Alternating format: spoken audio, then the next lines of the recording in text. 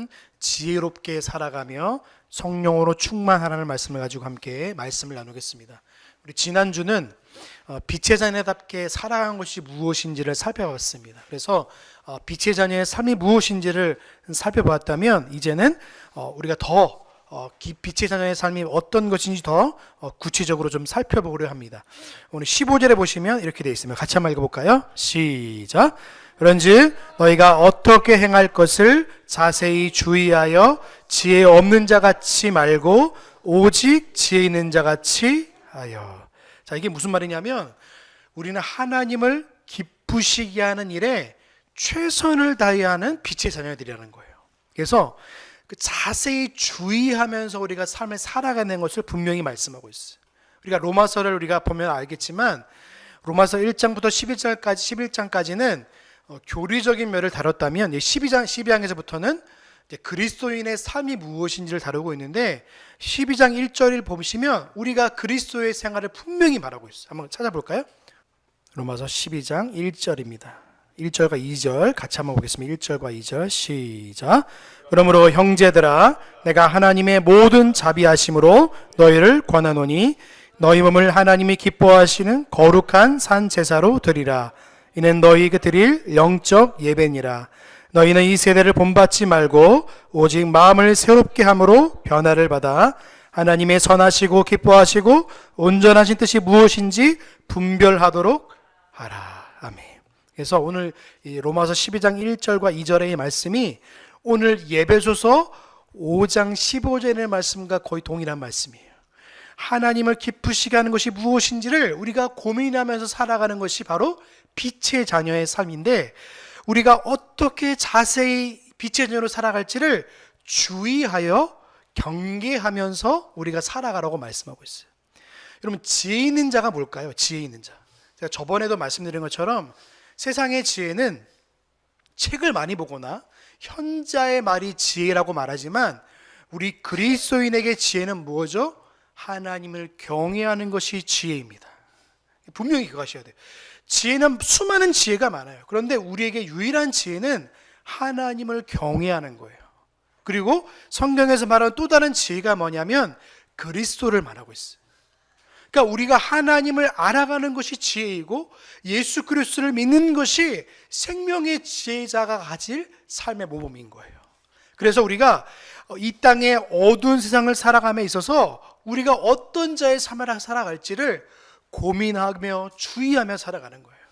우리가 옛 속담에 보면은 돌다리도 두드리면서 가라는 말이 있잖아요. 그게 무슨 말이냐면 조심히 걸어가는 거예요. 돌다리가 얼마나 튼튼합니까? 그런데 그 다리조차도 주의하면서 걸어가는 것처럼 하나님의 말씀을 가진 자, 특별히 빛의 자녀의 삶을 살아가는 자들은 우리의 삶을 주의하며 깊게 하나님을 경외하는 자답게 살아가려면 삶의 모든 태도가 주의하며 걸어가라는 거예요. 그 자세가 어떠냐면 하나님을 경외하는 삶을 살아가면 우리가 어떻게 삶을 살아가는지를 고민하며 살아가는 거예요. 그렇지 않으면 세상에 휩쓸려 살아갈 수밖에 없어요. 여러분 세상이 얼마나 빠릅니까? AI가 발달하고 이제는 인공지능이 발달해서 조금이면 이제 10년 후면 이제 택시기사도 필요 없는 그런 시대가 올 거예요. 그러면 자기 차 불러가지고 와가지고 뭐 천천히 타고 그냥 스마트폰 보면서 막 그러고는 가는 시대가 올 거예요. 근데 그 시대가 오면 그냥 그 시대를 따라서 살아가는데 그것도 하나님께서 주신 일반 은총 가운데 있는 거예요. 그런데 그 일반 은총 가운데서 우리가 죄를 범하지 않고 우리가 거룩한 자답게 살아갈지를 우리가 고민하며 살아가는 거예요. 시대를 따라가며 살아가는 인생들이 아니라 하나님을 경외하며 따라가는 인생들은 삶의 태도가 달라야 되는 것을 말하는 거예요. 그래서 지혜 있는 자 같이 주의하면서 지혜 있는 자 같이 살아가는 것을 우리가 바라본다면 내가 하나님을 경외하는 자답게 살아가려면 어떤 자에 대해 살아가야 되겠습니까? 하나님의 말씀을 따라 내가 기도자의 삶을 따라 살아가는 거예요. 그 말씀을 지켜가며 살아가려면 내 힘으로 살아갈 수 없으니까 그 말씀을 따라갈 수 있도록 하나님 내게 힘을 주세요. 내게 능력 주세요라고 내가 기도하면서 하나님의 말씀을 따라가는 거예요. 우리 16절 한번 보겠습니다. 우리 16절 같이 봅니다. 시작. 세월을 아끼라 때가 악하니라. 여러분, 세월을 아끼란 말은요, 많은 목사님들이 이걸 설교할 때 마치 세월을 세이브하듯이 아낀다는 말로 하지만, 이 헬라어 원문을 보시면 기회를 사서 내오라는 의미가 있어요. 기회를 사서. 그러니까 사도 바울은 여기서 모든 시간, 이 세월의 시간을 기회로 보았어요. 이런 기회는 머물지 않고 흘러갑니다. 우리는 그것을 사서 내 것으로 삼지 않으면 그것은 흘러가고 마는 거예요. 여러분, 귀한 기회를 무엇으로 값을 주고 사겠습니까? 성도는 이것을 믿음으로 사는 거예요.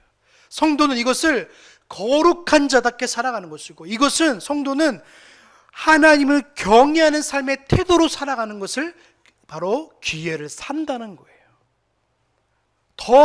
이것을 더 은유적으로 말한다면 하루를 건져 올리는 거예요.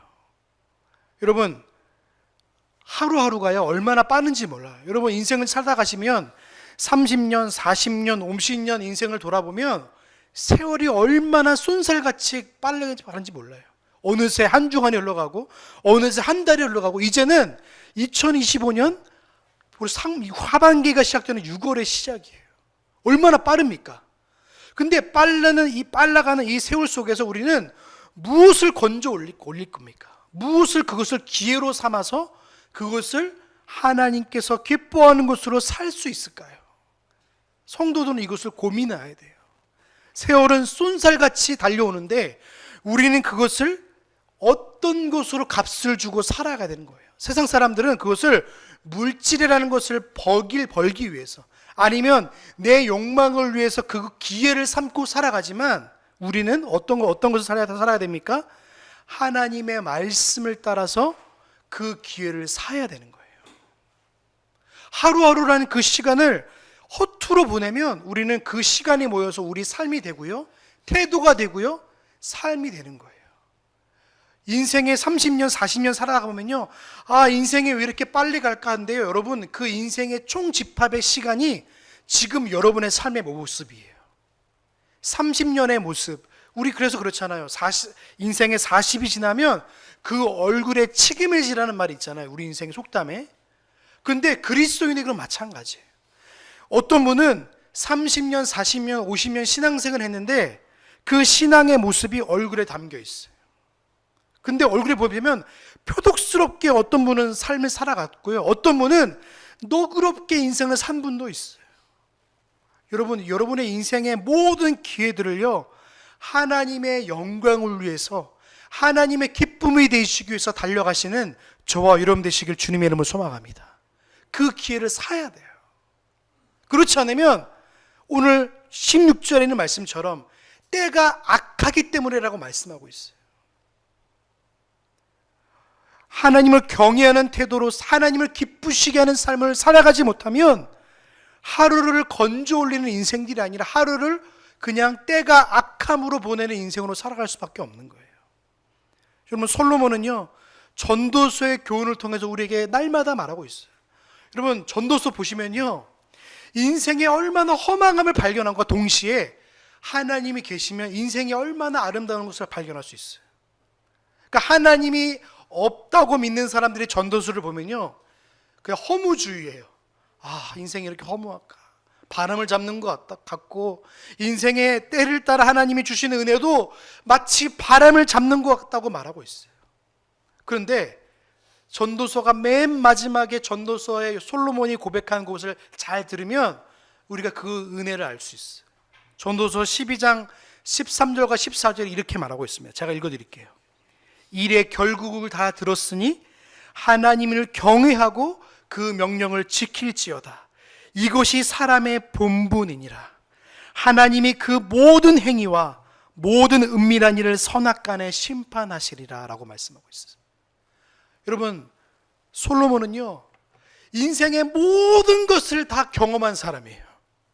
그래서 자기의 행복을 위해서 사업을 펼쳐봤던 사람이고요, 자기의 기쁨을 위해서 무엇이든지 자기를 위해서, 만족을 위해서요, 세상의 모든 물질을 동원하고 사람을 동원하여도요, 그 만족감이 없다고 고백한 것이 솔로몬의 인생이었어요.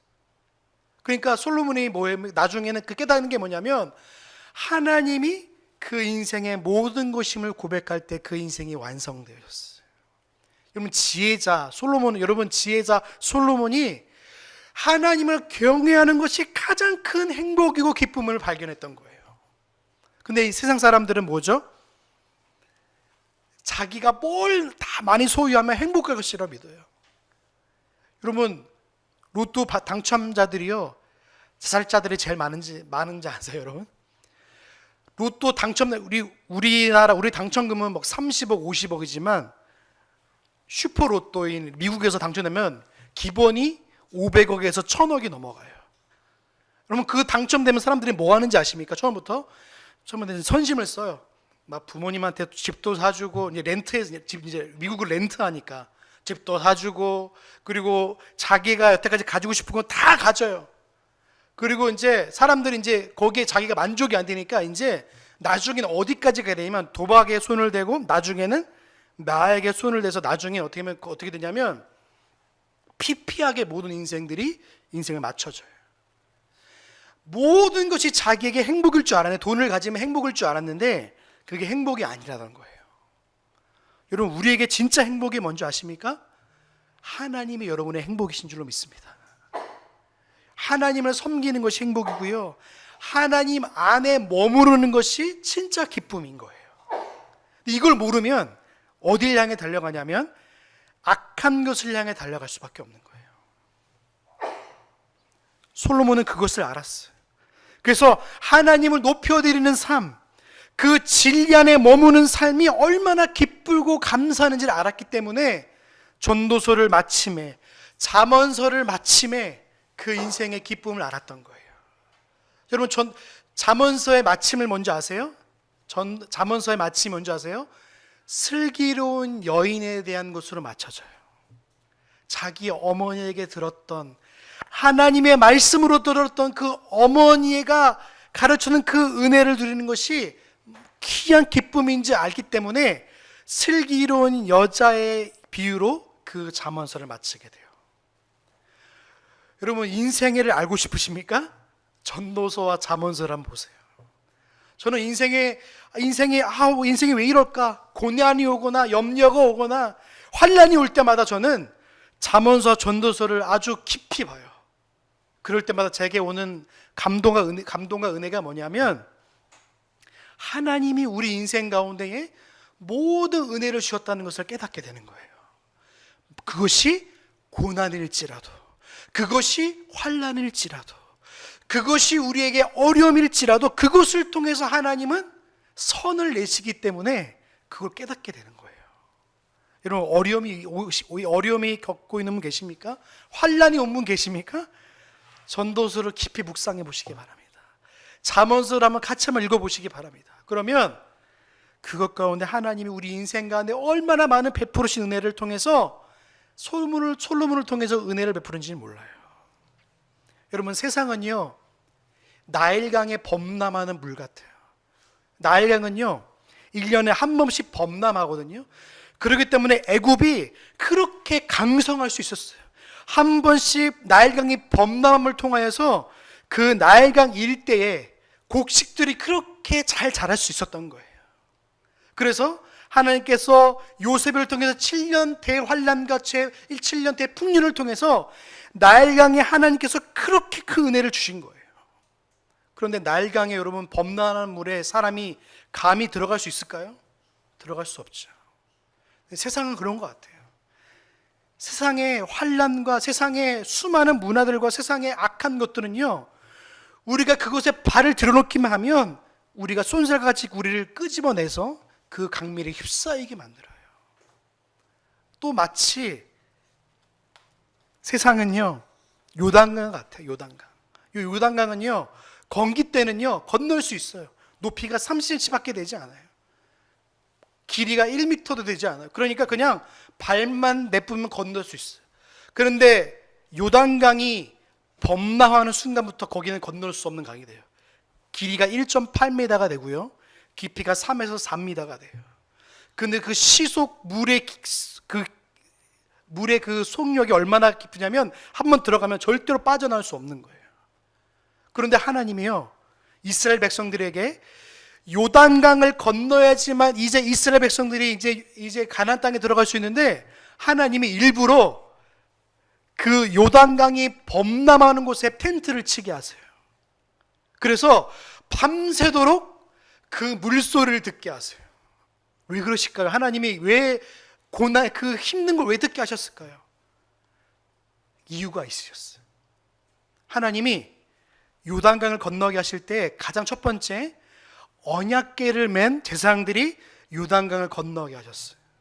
여러분, 언약궤 아시죠? 언약궤를 하나님께서 이스라엘 백성들의 가장 첫 번째 제사장들이 맸어요. 그래서 요단강을 건너야지만 이제 가나안 땅에 들어갈 수 있는데, 그때 하필이면 요단강이 범람하고 있는 거예요. 누구도 들어갈 수 없는 거예요. 요단강 보면 그 두려움에 떠는 거예요. 왜냐하면 거기에 들어가면 죽을 줄 아니까, 사람들이. 그런데 하나님께서 언약궤를 맨 제사장들이 그 발을 내딛는 순간에 하나님께서 요단강 물을 멈추게 했어요. 그게 바로 세상을 사는 그리스도인의 은혜이고 빛인 거예요. 우리는 세상을 살아갈 때마다, 악한 세상을 살아갈 때마다 우리는 하나님을 경외하는 자세, 하나님의 말씀이 내 빛이라고 믿는 사람들은 그걸 믿고 세상에서 걸어가는 사람들인 거예요. 그러면 세상이 아무리 악하고 더럽고 추악한다 할지라도 그 말씀의 빛을 믿고 살아가는 사람의 그 담대하게 발걸음을 내딛으면 어둠이 마치 빛을 물러나는 것처럼 물러나는 거예요. 어둠은 절대 빛을 이길 수 없어요. 악한 것은 하나님의 빛을 절대 이길 수 없어요. 그렇기에 우리는 말씀에 비친 하나님의 은혜를 따라 살아가는 성도이기 때문에 그 빛을 가지고 오늘도 요단강이라는 세상을 건너가는 자들이 바로 우리인 줄로 믿습니다. 여러분, 염려하지 마시고 두려워하지 마시고 세상의 빛으로 우리를 부르신 하나님 앞에 그 말씀의 빛을 믿고 살아가는 저와 여러분 되시길 주의 이름으로 소망합니다. 그럴 때 진짜 세상을 이길 수 있어요. 그래서 예수님께서 말씀하셨잖아요. 담대하라, 내가 세상을 이기었노라. 예수님이 내가 세상을 이겼어, 너도 이길 수 있어. 우리 힘으로는 이길 수 없어요. 우리 능력으로는 이길 수 없어요. 그런데 예수 그리스도의 빛을 가진 자들은요, 넉넉히 이길 수 있습니다. 왜요? 우리는 거룩한 하나님의 백성들이고 하나님의 빛을 가진 자이기 때문에 그렇습니다. 그래서 우리는요, 성도들은요, 이걸 끝까지 기억하셔야 돼요. 세월이 흘러가는 대로 두지 마십시오. 시간을 허투루 쓰지 마시고 그 시간을 하나님을 경외하는 일에, 그 빛을 가지고 살아가는 일에 최선을 다하게 살아가시길 주의 이름으로 소망합니다.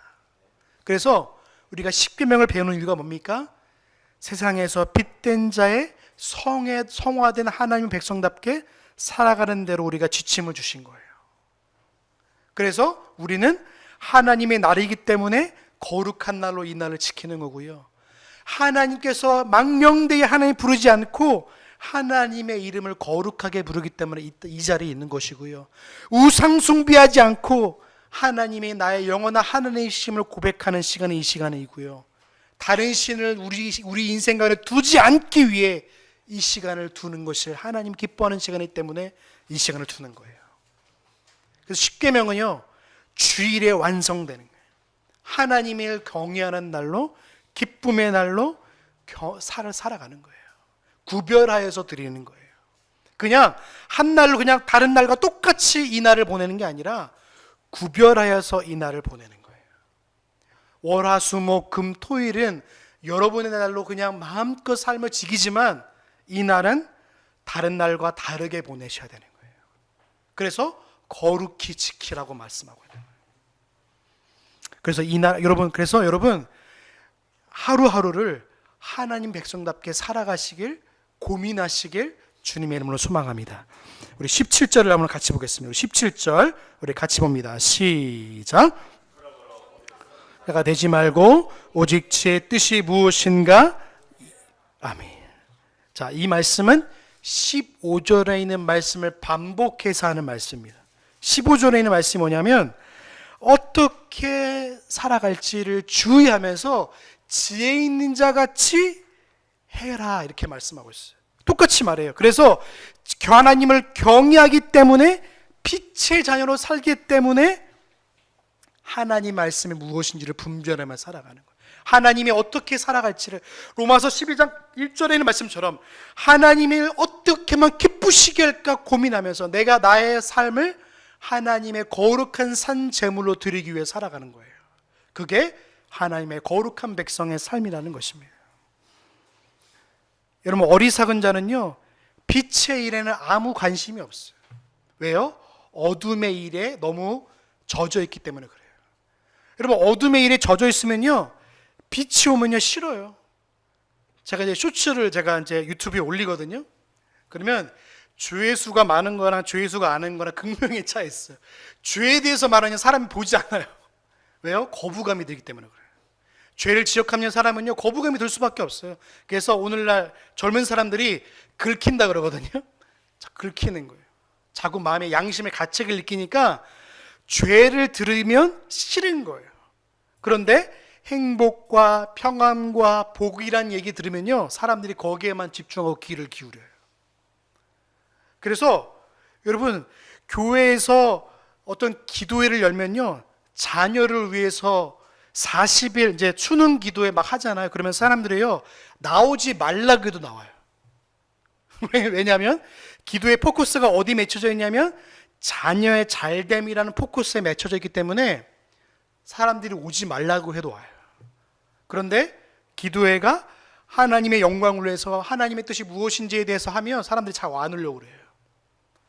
세속적인 것이 교회에게 베풀어지면요 사람들은요 거기에 죄성이 발동해가지고요 거기에 오는 거예요. 여러분, 우리는요 하나님의 뜻이 무엇인지를 분별하기 위해서 고민하는 자야 돼요. 그래서 여러분 투표 꼭 하셔야 됩니다. 법 질서를 잘 지키는 것도 그리스도인의 의무예요. 5계명이 단순히 그냥 부모를 공경하는 것에 끝나지 않아요.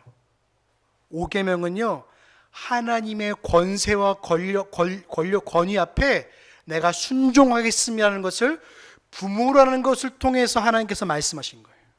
그래서 국가 권력에 순종하는 것도 그리스도인의 의무예요. 그래서 투표를 꼭 하셔야 돼요. 여러분, 신호등 잘 지키셔야 됩니다. 법 질서에 잘 순종하는 것도 그리스도의 의무예요. 근데 이거 교회가 이걸 안 가르치니까 그리스도인의 삶에 대해서 잘 말하지 않게 되는 거예요. 그래서 투표하는 것도 그리스도의 의무인 거예요. 그래서 표를 던지는 것도요 그리스도의 의무인 거예요. 그래서 그 뽑혀진 어떤 권세이든 간에 순종하는 것도요 그리스도인의 의무예요. 그래서 여러분 만약에 그 예전에 그래서 이 5계명을 가르칠 때 어떤 것도 있었냐면 국가 권력에 대해서도요 여러분 말할 수 있어야 돼요. 어떤 거냐면 우리가 5계명에서 잘 배우시면요 저항의 의무도 여기 담겨 있어요. 저항이라는 의미가 뭔지 아시면 예전에 보시면 예전에 카톨릭과 개신교가 싸움이 붙은 적이 있어요. 종교 문제 때문에. 그래서 이 종교 분쟁이 일어났을 때 이 5계명을 종교 개혁제도 해석할 때 어떻게 해석했냐면 국가 권력이 만약에 종교의 권력까지 침탈하게 되면 이거를 저항할 수 있다고 가르쳤어요. 그래서 그때 군대도 그때 창을 들었고요. 그때 저항할 수 있었어요. 여러분, 그래서 여러분 국가 권력이 종교 권력을 만약에 넘어서면요 교회가 저항해야 되는 거예요. 원래는. 근데 이걸 안 가르치니까 어떻게 됩니까? 그냥 코로나 때도 사람들이 처음 겪어봤잖아요. 코로나 시절을. 그러니까 국가에서 다 하라는 대로 다 해버렸어요. 그래서 교회 폐쇄하라고 하면 폐쇄하고 예배 드리지 말라고 하면 근데 원래는요 국가 권력이 종교 권력을 넘어서면 안 돼요. 반대로 종교 권력이 국가 권력을 넘어서도 안 되는 거예요. 이걸 분명히 가르치지 않으니까 국가 권력이 만약에 우리에게 예배드리지 마십시오 그러면 우리가 분명히 말씀하셔야 돼요. 이거는 선을 넘으셨어요 라고 말씀해야 되는 거예요. 그러니까 오계명 안에는 이러한 은혜, 이러한 것도 담겨 있는 거예요. 여러분, 주님의 뜻을 우리가 분별하는 것이 얼마나 중요한지를 고민하셔야 돼요. 그래서 말씀을 깊이 보는 훈련을 하셔야 됩니다. 말씀을 깊이 보는 훈련을 하셔야 돼요. 그래서 여러분, 그래서 말씀을 단순히 그냥 문자적으로 보는 것도 있지만 이거를 비유적으로 보는 것도 있고요. 어떤 거는 이거를 긍정적으로 보는 것도 있지만 부정적으로 보는 것도 있는 거예요. 그러니까 이 문장 안에는요, 헬라어 의무도 있어서 이거를 해석을 우리가 한글로 해석을 했지만, 한글로 번역을 했지만 이 의무를 더 깊이 보는 훈련을 하는 것도 귀한 은혜가 있는 거예요. 그래서 제가 여러분 설교할 때도 계속 헬라어를 말하는 이유는 뭐냐면 성경을 더 깊이 보시라고 제가 말씀을 드리는 거예요. 여러분, 지난주에 우리가 음행하는 것과 더러운 것과 또 뭐 있죠? 탐욕하는 것을 주의하라고 말씀드렸어요. 이 세 가지가 그리스도인에게 얼마나 우리에게 조심이 다가오는지 몰라요. 여러분, 8계명이 뭐죠? 8계명이 뭐죠? 8계명은 도둑질하지 말라요. 8계명도요, 잘 가르치셔야 돼요. 자녀들에게. 저 자녀들에게도 이제 용돈 기입장도 쓰고 막 그러거든요. 8계명은요, 단순히 그냥 도둑질하지 말라는 게 아니라 이걸 통해서 정당한 직업을 가지는 것에 대해서도 말씀하시는 거예요. 직업을 가지지 않는 것에 대해서 조심하게 하고 분명히 말해야 돼요. 직업을 가지는 것은요, 그리스도인의 의무예요. 근데 어떤 직업을 가질까에 대해서도 고민하셔야 돼요. 내가 만약에 주의를 지키는 것에 있어서 8계명에 대해서 8계명과 4계명에 부딪히면 어떻게 될까요? 4계명이 먼저 지켜져야 돼요. 아셨죠? 4계명이 뭐죠? 안식일을 기억하여 거룩히 지키는 거예요. 만약에 8계명이 먼저 앞서면요, 하나님이 거기에 대해서 반드시 징계하셔요. 왜요? 4계명이 하나님 앞에서 더 귀하기 때문에 그런 거예요. 그리스도인에게 있어서 1, 2, 3, 4가 뭐가 더 중요하면요, 1계명이 중요하기 때문에 우리는 그래서 이 1, 2, 3, 4가 이렇게 사슬 형태로 되어 있어서 다 연결되어져 있는 거예요. 그럼 8계명을 통해서 우리에게 주신 은혜가 뭐냐면 직업을 가질 때 자녀들에게 이렇게 교육하는 거예요. 4계명의 지장을 받지 않도록 우리가 직업을 가질 때 네가 이렇게 교육을 할 수 있는 거예요. 그러니까 10계명 교육이 이루어지지 않으면 자녀들에게 그렇게 말할 수 없는 거예요. 야, 너 돈 잘 버는 데 가야 된다. 그래서 어떤 분은 야, 너 세무사 해야 되고, 그래서 어떤 분은 돈을 잘 버는 데를 해서 막 변리사, 그러니까 약간 사자 들어가는 데를 이렇게 하는데 이런 분들이 계시더라고요. 여러분, 우리 그리스도인은요, 돈 잘 버는 데를 가는 데가 중점이 아니라 이 직업을 통해서 나에게 주신 하나님의 은혜를 따라서 어떻게 하면 하나님 사랑과 이웃의 사랑을 베풀기 위해서 이 직업을 선택하는 거예요. 그래서 8계명도 그런 의미에서 우리가 지켜지는 거예요. 그래서 우리는 이 말씀을 통해서 우리가 하나님의 뜻을 주의하고 분별하는 훈련을 할 때, 아, 내가 하나님의 뜻을 이렇게 분별하고 주의해야 되겠구나 라는 사실을 우리가 알 수 있는 것입니다. 자, 18절입니다. 우리 같이 보겠습니다. 18절 우리 같이 봅니다. 시작. 술 취하지 말라. 이는 방탕한 것이니 오직 성령의 충만함을. 여러분, 성령 충만함을 만나는 게 뭘까요? 이거는 뭐냐면 술 취한 자가 몸과 마음이 술에 감염된 것처럼 성령의 인도하심이 성도의 몸과 영혼에 충만한 것을 가르치는 거예요. 성령께서 우리를 완전히 다스리시고 인도하심을 말씀하는 거예요. 성령님은요, 말씀을 따라 역사하는 분이지 말씀을 벗어나서 역사하는 분이 아니에요. 근데 한국교회가 이걸 어떻게 가르쳤냐면 말씀과 성령을 띄어놔 버렸어요. 그래서 성령은 성령대로, 말씀은 말씀대로, 이게 아니에요. 성령님은 언제나 말씀을 통해서 역사하시는 분이세요. 성령 충만한 사람은 다르게 말하면 말씀으로 충만한 사람이에요. 그래서 예배소서 나중에 말씀드리자면 성령의 검이 말씀의 검이에요. 성령 충만은 다르게 말하면 말씀 충만이에요. 그래서 여러분, 말씀의 충만함을 받은 사람들은요, 성령님의 인도하심을 따라서 살아가는 거예요. 그래서 성령님이 우리를 통해서 말씀하세요. 이거 죄야. 양심을 통해서 말씀하세요. 그래서 하나님의 말씀을 통해서 우리에게 말씀하시는 거예요. 야, 너 오늘 주일날 말씀 들었잖아. 너 빛의 자녀로 말씀을 들었잖아. 그러면 너 주의해야 되겠어? 너 악한 것과 더러운 것과 탐욕하는 것을 멀리해야 되잖아고 하나님께서 생각나게 하시고 말씀하셔요. 우리 양심 가운데. 그래서 우리 마음에 찔림이 있게 하시고요, 말씀에 우리 영혼에 갈등이 있게 하세요. 그래서 여러분, 갈등이 있는 거는요, 좋은 징조예요. 왜요? 싸움이 시작됐다는 걸 의미하는 거예요. 갈등이 일어나지 않으면요, 싸움을 시작하지 않는 거예요. 성령님께서 우리를 통해서, 말씀을 통해서 영혼 가운데 울림 있게 하여 주셔서 싸움을 시작하게 하시는 거예요. 육신 가운데에 내가 영육을 통해서 하나님의 사람답게 살게끔 하기 위해서 하나님께서 우리 영혼 가운데 울림 있게 하셔서 갈등을 있게 하여 주셨어요. 그래서 갈등에서 이거 하면 좀 그런데, 근데 여기서 더 나아가서 하나님께서 양심의 자유를 허락하여 주셔서 내가 이것을 벗어나도 이것 때문에 염려하는 게 아니라 하나님께서 주시는 그 자유함을 누리게 될 수 있어요. 근데 그 은혜를 누릴 때 진짜요, 이것을 자유를 누릴 수 있어요. 진짜 자유를 누릴 수 있어요.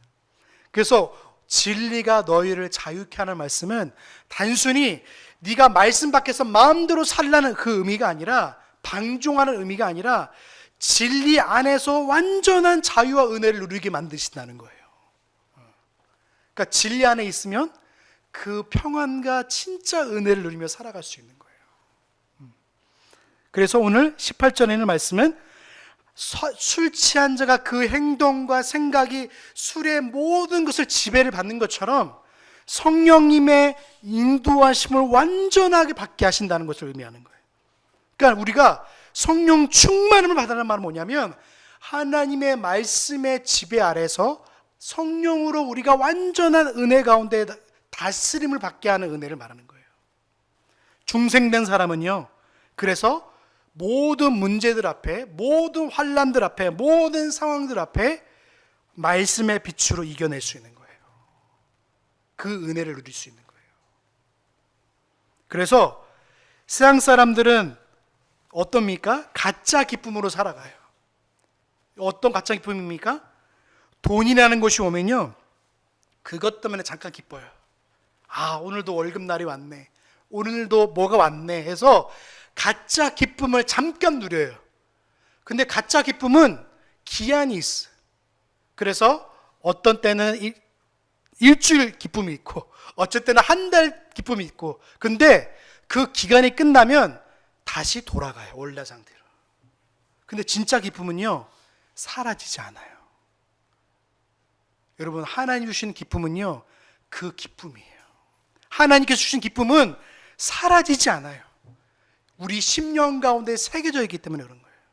하나님의 말씀이 여러분의 영혼에 새겨진 같이 그 기쁨이 영원토록 저와 여러분 가운데 있는 거예요. 믿는 자들의 기쁨은요, 그래서 영원한 기쁨을 누리며 살아가는 거예요.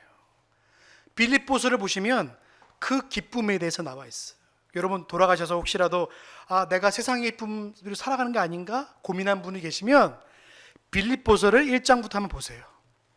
세상이 줄 수 없는 기쁨이 있어요. 그게 빌립보서예요. 세상의 기쁨이 아니라 하나님의 영원하신 기쁨이 너희 안에 있다. 너희는 기뻐하라. 다시 말하노니 기뻐하라. 주 안에서 기뻐하라. 주님이 주시는 기쁨은요, 세상에 줄 수 없는 기쁨인 거예요. 그래서 여러분 그 기쁨과 은혜를 누리시길 주님의 이름으로 소망합니다. 그래서 세상 사람들은 거짓 기쁨 때문에요, 거짓 위로 때문에 살아가는 거예요. 잠깐 술이 주는 위로 때문에 살아갈 수 있어요. 근데 그 술의 기운이 사라지면 또 그것 때문에 그걸 찾게 되는 거예요. 또 없어지면 또 찾게 되고 중독이 되는 거예요. 그래서 여러분 세상에 얼마나 허망함과 얼마나 허합니까? 세상 살아가다 보면 여러분 자녀가 채워줄 수 없는 것이 있고요, 부인이 채워줄 수 없는 그게 있어요. 근데 우린 자꾸만 그걸 채우려고 그래요. 자녀들한테 채우려고 그러고 아내한테 채우려고 그러고 그걸 채우려다 보면요 자꾸 허해지는 거예요. 근데 우리가 진짜 채울 수 있는 게 뭐라고 제가 저번에 말씀드렸죠? 하나님이 여러분 가운데 있는 게 그 커다란 그 구멍을 막을 수 있는 유일한,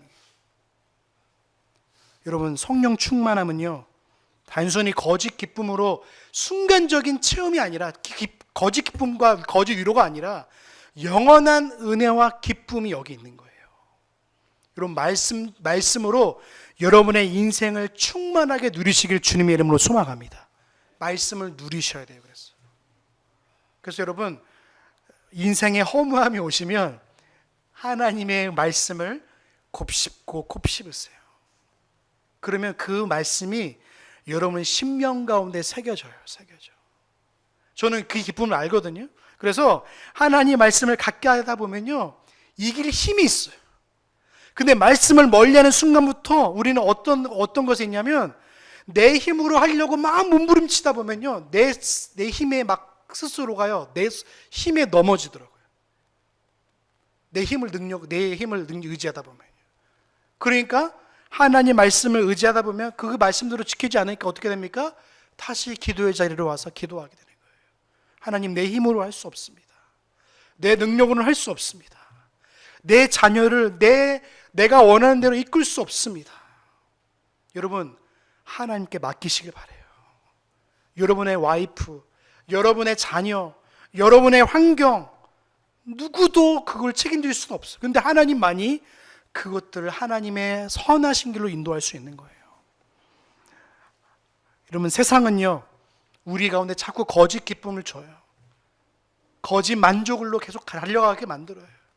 그런데 우리는 하나님의 영원하신 은혜와 기쁨이 있기 때문에 그것이 우리에게 온다 할지라도 거짓 기쁨이고 거짓 위안이기 때문에 그것이 거짓인지 알기 때문에 그걸 가까이 하지 않는 거예요. 여러분 세상에 주는 위로와 기쁨에 여러분 다가가지 마세요. 그건 잠깐 여러분을 만족과 위로를 줄 수 있지만 영원한 기쁨을 줄 수 없어요. 오직 주님만이 여러분에게 기쁨이고 영원한 은혜로 줄 줄로 믿습니다. 성령 충만함 받은 자들은요 방언을 말하고 신유와 기적을 말하는 자들이 아니라 성령님께서 친히 우리와 말씀하셔서 우리와 교제하셔서요 사제의 은혜를 누리게 살게끔 만드시는 거예요. 그래서 하나님 나라를 바라보게 하세요. 사도신경의 맨 마지막에 있는 내용, 성령을 믿사오며, 그렇죠? 그 다음에 뭐죠? 거룩한 공교회와 성도와 서로 교통하는 것과 죄를 사하여 주시는 것과 몸이 다시 서는 것과 영원히 사는 것을 믿습니다. 이게 성령님이 우리에게 주신 은혜예요. 교회답게 살아가는 거예요. 하나된 교회답게. 우리 19절 같이 보겠습니다. 우리 같이 봅니다. 시작. 시와 찬미와 신령한 노래들로 서로 화답하며 너희 마음으로 주께 노래하며 찬송하며. 시와 찬미는 시편 찬송을 의미해요. 여러분 우리 시편 찬송을 계속하죠. 웨스트민스터 신앙고백서 21장 21항 5절에 보시면 시편 찬송을 노래하라고 말하고 있어요. 그 장로교 목사인데 웨스트민스터 신앙고백서를 한 번도 보지도 않고 목회한다는 것은요 말도 안 되는 거예요. 여러분 장로교회를 보시면 장로교회 다녀보셨죠? 근데 웨스트민스터 신앙고백서 배워본 적 있으세요? 없으세요? 한 번도 없죠. 그러니까 오늘로 말하면 자격증을 따놓고 그러니까 분명하게 원칙과 원리가 있는데 그것을 가르치지 않으니까 자기 마음대로 하는 거예요. 우리가 분명히 아셔야 돼요. 시편 찬송은요 하나님이 우리에게 주신 은혜예요. 이거를 노래하라고 하나님 주셨어요. 그래서 예배 때마다 이걸 찬송하는 거예요. 그래서 우리 예배는요 규정적 원리로 예배하는 거예요. 말씀을 통해서 말씀하신 대로 예배하는 거예요. 그래서 칼빈은 그거를 적정과 절도의 원리로 말하고 있어요. 하나님의 말씀하는 데까지 말씀하고 말씀하지 않는 것은 멈춰서는 거예요. 내가 개인적인 호기심까지도 멈추는 거예요. 말씀하는 것까지 말하고 말씀하지 않는 것은 멈추는 거예요. 그게 종교개혁의 원리였고 오직 성경의 원리였어요. 그래서 저는 하나님의 말씀을 따라서, 그래서 우리는 이거를 자꾸 찬송의 내용을 알아서 이 19절을 자꾸 어떤 내용으로 하냐면 사람들이 작곡을 하고 이를 만들어요. 그래서 찬송을. 그래서 오늘날 보시면 복음송문 CCM 보시면 얼마나 많이 은혜로워요. 그렇죠? 보시면. 근데 잘 보시면 작곡가의 개인적 간증과 그냥 신앙적 내용이지 그 안에 하나님의 말씀에 대한 내용이 거의 없어요. 그러니까 성도들의 어느 간증이나 성도들의 어떤 그런 것만 있지 하나님의 말씀에 대한 내용이 거의 없어요. 그런데 시편은 하나님의 말씀으로 찬송하는 거예요. 그래서 오늘 좀 이따가 우리가 시편 찬송을 할 거지만 시편 찬송 31편을 보시면 다윗이 얼마나 많은 원수들로 말미암아 고통을 당하는데 불구하고 하나님이 나의 안에 계시기 때문에 내가 하나님을 의지합니다라고 고백해요. 그걸 하나님을 찬양하는 거예요. 하나님, 내가 하나님께서 주신 찬송으로 하나님을 찬송합니다. 이게 바로 시편 찬송의 고백이에요. 여러분, 이 시편 찬송을 고백하면요 은혜가 넘쳐요. 저는 시편 찬송을 고백할 때마다 이 말씀이 얼마나 달고 얼마나 오묘한지 곱씹으면 곱씹을수록 은혜가 넘치더라고요. 여러분, 시편 찬송을 부르실 때마다 연습을 할 때마다 이게 무슨 내용일까 제가 이제 알려드리려 해요. 그래서 우리가 이제 예배드리기 10분 전부터 우리가 찬송하거든요. 찬송하면 이 찬송이 무슨 내용인지를 말씀드리려고 해요. 그러면 그 내용이 얼마나 풍성한지 알 수 있어요.